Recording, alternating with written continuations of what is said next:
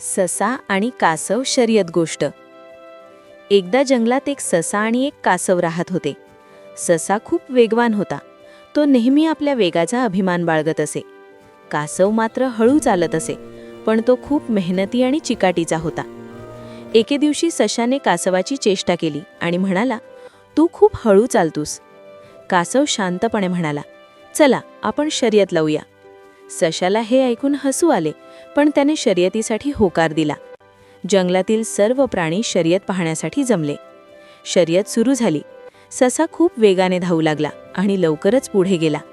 कासव मात्र सावकाश पण सतत चालत राहिला.